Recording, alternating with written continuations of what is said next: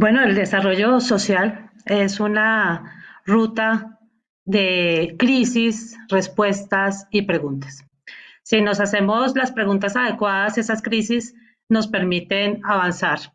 Una de las crisis que tuvimos que enfrentar hace unos años en Colombia fue después de unas fuertes lluvias en Mocoa, en un municipio, que llevaron a las inundaciones y a que una población entera se quedara, paradójicamente, por las lluvias que hubo, se quedara sin agua.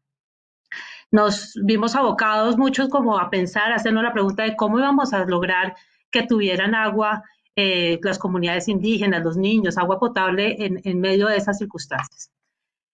Muchos nos pusimos con manos a la obra y entonces se construyeron tuberías por todo el Mocoa, se llevó agua, se pusieron carro tanques y bueno, en este proceso llegamos a una comunidad indígena y estaba el Taita y bueno, le dijimos, bueno, está contento, aquí le llegó el tubo y le pusimos unos filtros y todo y me dijo, mire, yo quisiera que usted más bien se hubiera hecho esta pregunta. Ahora que yo abrí la llave no me salió agua. En cambio, vivimos la paradoja todos los años, porque esto no es nuevo, de que cada vez que llueve no tenemos agua. Entonces, después de haber hecho todo este enorme esfuerzo de llevarles tubos, mirando el entorno y entendiendo cuál era el planteamiento que él nos estaba haciendo, me di cuenta que la lluvia ya llegaba sola, el agua ya llegaba sola y que quizás lo que hubiéramos tenido que hacer era inventarnos unos tanques de agua y unos sistemas de filtrado que permitieran aprovechar el potencial hídrico que les generaba la crisis, pero que también podía tener la solución. Eso nos pasa muchas veces en el trabajo social, que la respuesta que damos no necesariamente es la más adecuada porque no nos hacemos la pregunta que es. Y es cómo acercamos las necesidades que tiene la gente, en este caso la necesidad de tener agua, cómo lo acercamos a la oferta. La oferta ya estaba ahí, estaba el agua. Y quizás la respuesta estaba más vinculada a la potabilización. En estos momentos de pandemia, que estamos en una crisis, en este confinamiento, pues yo veo como todo el mundo se está haciendo estas preguntas y no solamente unos. Y las preguntas es, ¿cómo hacemos para que los niños puedan tener educación si no pueden ir a la escuela? ¿Cómo hacemos para que la gente pueda tener acceso a la salud si no puede salir al centro médico? Esas preguntas que nos hacemos constantemente también nos llevan a una reflexión y es, ¿por qué para poder tener educación tenemos que ir hasta la escuela? ¿O por qué para poder tener acceso a la salud tenemos que ir hasta el centro de salud? ¿Cómo hacemos para acercar la oferta y la demanda? Y no tengo la respuesta, digamos, solamente tengo la pregunta. Y la pregunta es, ¿qué es lo que tenemos que mover a qué y en qué circunstancias? Y voy a dar algunos ejemplos. El ejemplo del agua es un ejemplo muy interesante. Lo que vemos es que ha habido una respuesta social que ha sido entubar, llevar tubos, transportar el agua por todas partes, pero en muchos casos el agua está ahí y entonces lo que tenemos que hacer sobre todo es poderla potabilizar. También hemos llegado a la paradoja de tener kilómetros y kilómetros de tubería y no tener agua potable. Y entonces volver a la pregunta, ¿cuál era mi objetivo? ¿Tener agua potable o tener kilómetros de tubería? Entonces, estas son, por ejemplo, las paradojas entre las preguntas y las respuestas de cómo acercar la demanda y la oferta. Por supuesto, ahorita estamos viviendo una tensión donde tenemos que tratar de resolver todo esto a gran velocidad y entonces estamos viendo, por ejemplo, cómo hacemos para que los niños puedan tener computadores en sus casas y a través del Internet acercar la educación a los niños, digamos, al demandante de la educación, que son los niños. Y parece que la única ruta pues es el Internet o las vías virtuales. Sin embargo, ese problema no es nuevo. Digamos, la pregunta de cómo hacemos que la gente pueda acceder a la educación es una pregunta que socialmente nos hemos hecho y una de las respuestas que nos hemos dado es hacer infraestructura para que los niños tengan que ir pues hasta las escuelas. Pero la respuesta tampoco es fácil, no crean que se las voy a hacer tan fácil. Hace unos años pude asistir a uno de los barrios, digamos, más marginales en Bogotá y vimos cómo los niños decían que uno de los principales problemas era que no podían ir a la escuela.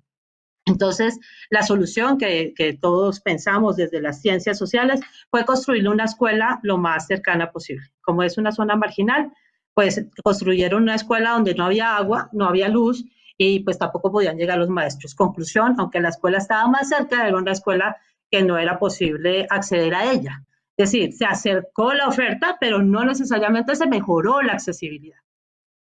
Bueno, después de ver un poco las puertas cerradas de la escuela, le preguntamos a los niños, ¿y ustedes por qué no pueden ir a la escuela?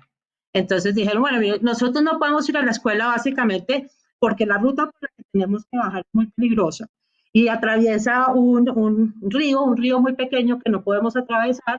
Entonces, pues, si hubiera un puentecito y hubiera un bus, la verdad es que allí a 10 minutos queda una escuela fantástica y podríamos ir a la escuela. En este caso, acercar la demanda a la oferta hubiera sido haber puesto un bus. Lo que quiero decir con esto es que una de las preguntas, y esa es la que estamos enfrentados en este momento, es ¿cómo hacemos ese proceso de acercamiento entre la oferta y la demanda? Y la respuesta pues no es única. La respuesta son múltiples respuestas y tiene que ver con un análisis del territorio. Un análisis del territorio que se refiere no solamente a un análisis físico del territorio, sino un análisis también de cuál es la estructura de esa comunidad, cómo se interrelaciona, qué tan dispersa está, qué tan cercana está, cuáles son las condiciones ambientales, dónde está el agua, dónde está el sol, dónde están las fuentes que producen las posibilidades de resolver las principales necesidades que tiene una población. Y por último, pues también todos los potenciales que tiene ese territorio. Y cuando me refiero al territorio, tampoco me refiero al territorio inmediato. Voy a dar otro ejemplo y es, seguramente, por ejemplo, en el tema de la salud, que es otro de los temas que también nos devanan los sesos digamos, a los que trabajamos en estos temas. Evidentemente, hay cosas que hay que acercar y otras que pueden estar muy lejos. Hace poco nos preguntábamos, por ejemplo, cómo lográbamos que la población migrante pudiera acceder a la salud. Entonces nos inventamos que lo mejor, en lugar de buscar todas las rutas para que la población pudiera ir a todos los centros de salud, nos inventamos que más bien la salud se acercara a ellos y nos inventamos una unidad móvil. Y en esa unidad móvil no solamente la pensamos como una ambulancia que transporta gente a los hospitales, sino que además pudiera ahí mismo brindar atención médica. Entonces inmediatamente dijeron, no, pero entonces ahora vamos a tener que montarle casi una universidad para que pudiera tener todos los médicos y todos los especialistas que necesitaba la unidad móvil. Y mi respuesta fue, no, ahí es donde sí sirve el Internet. Es decir, todas las muestras que tomemos aquí las podemos mandar si queremos al lugar más lejano en Europa o en cualquier país que tenga la especialidad para hacer una lectura de los resultados. ¿Qué quiero decir? No hay una respuesta. Seguramente hay una multiintegralidad de respuestas, pero la pregunta sigue siendo la misma. ¿Cómo acercamos la demanda a la oferta? En esta pregunta que parece, pues digamos, obvia, pero que más bien lo que hacemos es tener respuestas obvias y preguntando la profundidad, pueden surgir increíbles reinvenciones sobre las situaciones más críticas. Hay países, por ejemplo, que frente a los temas más profundos de analfabetismo, lo que hizo fue sacar a los maestros, sacar a los niños a los territorios, llevarlos a donde estaban la gente sembrando, trabajando, a las fábricas, para hacer alfabetización. Entonces, precisamente superar esa barrera de que la única forma de alfabetizar era llevar a todo el mundo a la escuela, sino sacar a los maestros a los otros, digamos, al campo, a donde estaban las necesidades, fue una respuesta. Creo que la pregunta es una pregunta que lleva precisamente en estos momentos de crisis a hacer grandes reinvenciones. Todos nos estamos reinventando. El señor de Rappi que nos trae la comida, la señora que tiene que ver cómo educa a los niños pero no tiene el maestro. Lo que sí no quisiera es que cayéramos como en la facilismo de pensar que eso quiere decir que ahora entramos al mundo del Internet. No, porque muchos de los servicios no son posibles de tener por Internet, la energía, el agua, la atención médica, una operación. Eso no quiere decir que esa es la única respuesta. Quiere decir que esa es una de las respuestas necesarias para poder solucionar esta gran distancia que tenemos entre las necesidades y las respuestas a nuestras necesidades. Tal vez en este mundo, esta pregunta de cómo acercar las demandas y las ofertas, una de las cosas más interesantes que me he encontrado fue acerca del tema de la alimentación, una propuesta que se desarrolló en Europa sobre slow food, que es cómo poder acercar el alimento a las poblaciones. Y una de las cosas que decía más interesante es que no entendía por qué se traían las galletas de Estados Unidos o de Europa a sitios donde estaban todos los ingredientes, que en lugar de estar trayendo las galletas, lo mejor era traer la receta.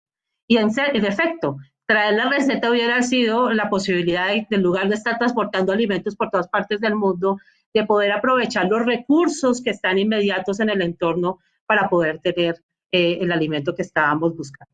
Y así hicieron una propuesta muy interesante que se llama Kilómetro Cero, precisamente, que es cómo aprovechar los alimentos que están en el entorno y transportarlos lo menos posible. Entonces, hay cosas que vamos a tener que transportar y hay cosas que no vamos a tener que transportar. Lo importante es la pregunta. Y esta pregunta es fundamental para que no nos ocurra la paradoja de que ahora, en lugar de aplaudir porque tenemos el 90% de los niños que van a la escuela para educarse, ese 90% de los niños que tienen que ir a la escuela para poderse educar no tienen educación en estas circunstancias. O que tenemos el 90% de cubrimiento de agua entubada en momentos de crisis o cuando no hay agua potable, ese 90% baja al 60% porque el agua no es potable.